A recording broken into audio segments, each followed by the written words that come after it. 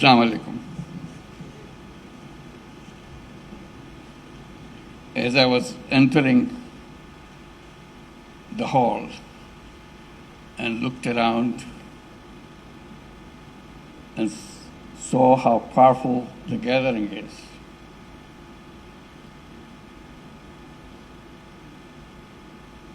and then I looked at the sign there, the topic of the seminar, my heart started throbbing. And it didn't stop since then. And it was throbbing as I heard the speeches louder and louder, with expectations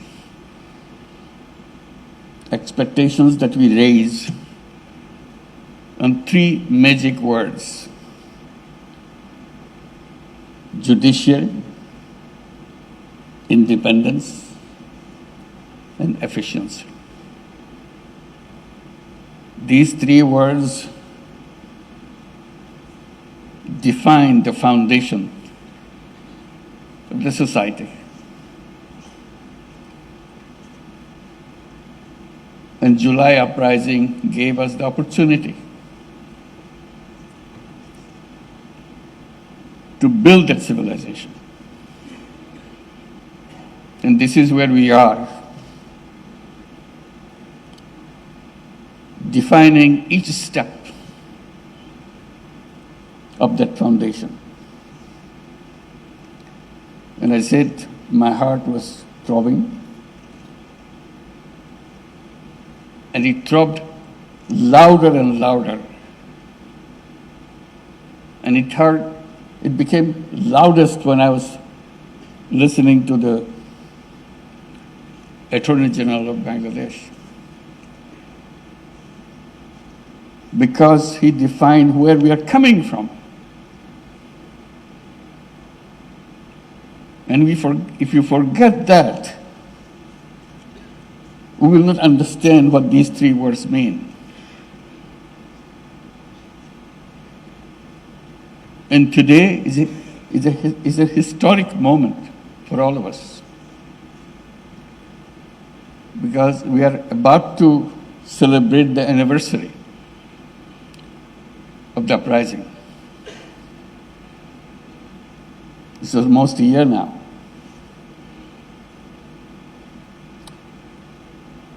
Our young people defined their aspirations with their blood. And it's our job to make their dream come true, the dream of creating new Bangladesh. This is what we are talking about. This is step one. Nothing can work until we go back to these three words and establish them. And everything else is possible if we make this beginning in the right way. And thank you, Honorable Chief Justice, for elaborating every single step of the way, what the needs are, what we must do. So today, on this historic moment, let's pledge that we'll make it true, make it come. Because this opportunity will never come again. We must not let this slip away from us. And the heart that was throbbing will make that happen if you keep it throbbing until we achieve those words, which is given as a theme for the seminar. Honorable Chief Justice of Bangladesh, an honorable guest, honorable ambassadors and high commissioners,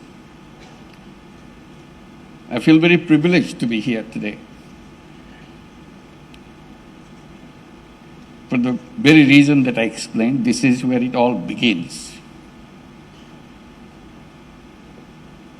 If we cannot get this right, rest of it will not come right. So let's make sure we make it right. This seminar is particularly timely and significant, as I explained, as it has been convened during a pivotal period of reform of Bangladesh. Every nation awaits a moment of transformation, an opportunity to mark a new beginning. This is our moment. We want to redress the past anarchies, maladministration, despotism, and authoritarianism, and to set the country on a path of good governance and rule of law. Such movements are not engineered. They are the product of organic popular urge to dismantle old establishments and their vestiges. These movements have no single author. Rather, they symbolize our unity. Spontaneous in nature, they appear as a counteracting force, emerging to address injustices that have been inflicted on us in every aspect of our nation's life. These junctures thus hold the key to a nation's future. In human history, such opportunities are rare. Indeed, for many nations, they are rather a singular moment. And for us, this moment probably will never come back to us if we miss it. It's not only we miss it, it also gives us the warning that it will never come back. Therefore, these are moments of truth, profound reflections, and united efforts, shaping the fate of the entire nation. A nation's future, consequently, hinges critically on how it navigates these defining moments. Ladies and gentlemen, Bangladeshis are now living in such a critical moment, born from the sacrifices of the thousands of promising, bright, brave young lives. The July Revolution represents our nation's united stand against the injustices ingrained within our social, economic, and political fabric. Indeed, this awakening has come at the tragic cost of thousands of lives, leaving thousands more wounded. Now, we, the living, bear the solemn duty to realize the hopes and aspirations of the martyrdom and the wounded, of the martyred and the wounded. Our debt to them is limitless. We have a long road ahead to fulfill the promises of the July uprising. We bear an ingrained responsibility to honor the sacred memory of those who laid down their lives in July uprising.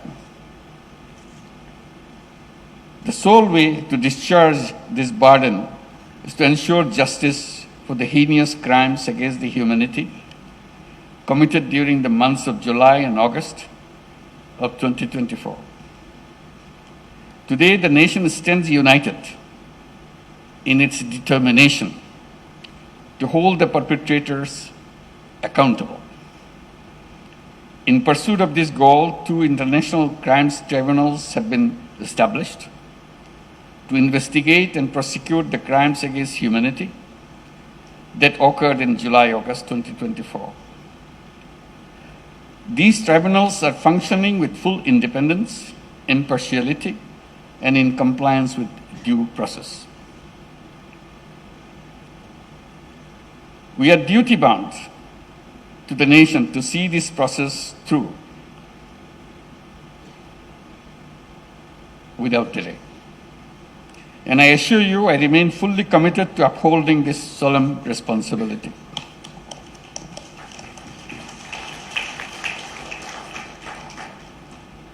But we must keep in mind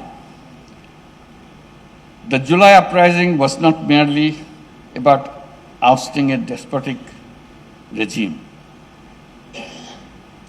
It was fueled by an intense desire to dismantle the deep-seated hegemonies and the biases that have persisted from the villages to the cities. Through the revolution, we aim to create a just society where liberty, equality, and dignity would guide all our actions. The uprising sought to break down the old order and rebuild the state so that no individual or party could ever become despotic or authoritarian. These hopes and aspirations now place upon us the daunting task of reimagining the state and redefining the boundaries of its key institutions. And today, we as stakeholders of this reform stand pledge-bound to do what we are owed. When we speak of reform, we are not talking about minor tweaks that will fall apart under the pressures of time and power. We speak of tasks left undone in the last 54 years since our independence. We speak of changes that will create a powerful democracy, while ensuring that democratic aspirations do not twist into either authoritarian desires or populist yearnings. Using populist tactics to win elections and then abusing and manipulating the power structures, dismantling checks and balances, and turning oversight bodies into tools of oppression, these are common strategies from the autocratic playbook. The opportunity for reform endowed on us by the July Revolution presents us with the opportunity to design such mechanisms and power structures that can foil these autocratic maneuverings. The governance of the state in the 21st century presents distinct challenges to securing polities founded on democratic ideals. These challenges range from countering rising populism to repelling authoritarianism, illiberalism, and similar threats. Bangladesh has unfortunately experienced all of these challenges at various stages and varying degrees. It is widely argued that there is one institution, namely Judiciary, that can play the most significant role in addressing these issues. That's why we are here today, to make sure we build the judiciary to make it happen. As an organ of the state, in line with the theory of separation of powers, the judiciary bears the responsibility to uphold and deliver justice, both broadly and individual cases. in the past years, however, have shown how the integrity of this vital institution has been undermined, to say the least. How the judiciary was co-opted to empower state machinery rather than limit it. How it was used to circumvent checks and balances, and how it was weaponized to clamp down on dissent. All of these have led us to this particular moment today, necessitating reform so that the judiciary can reclaim its independence, efficiency, and a process initiated under the leadership of Honorable Chief Justice of Bangladesh and being undertaken by the Ministry of Law and Justice of the interim government. Distinguished guests, in considering reform initiatives, we must assess the effectiveness and credibility of various institutions and structures in shaping Bangladesh's future. The judiciary is no exception. It is a concerted effort to bring about meaningful change. Judiciary Reform Commission has been formed and it submitted its report grounded in deep research into the country's unique circumstances. The report of Judiciary Reform Commission is complemented by the Honorable Chief Justice's own vision of judiciary, which he outlined in his September 21, 2024 address, proposing reforms structured for short, mid, and long-term implementation. It is a promising development that the Commission's findings and Chief Justice's proposals converge on many key points, reflecting a shared commitment to their common objectives. The proposed reform cover a broad spectrum. Some focus on infrastructural upgradation and digital empowerment of courts and their staff. Others aim at enhanced judicial efficiency more generally. In advancing these reforms, the Supreme Court of Bangladesh has played a key role in drafting legislation for appointing judges to the apex court. The new tiered mechanism makes the appointment process transparent, accessible, and more reliable in selecting the best candidates. This is a milestone in freeing the higher judiciary from political influence by ensuring purely merit-based appointments. In order to safeguard the district judiciary from executive and political dominance, steps have been taken to formulate rules for judicial transfers. The creation of a separate secretariat is a proposal that we cannot walk away from. A separate secretariat would grant the judiciary the structural autonomy to adjudicate without external pressure.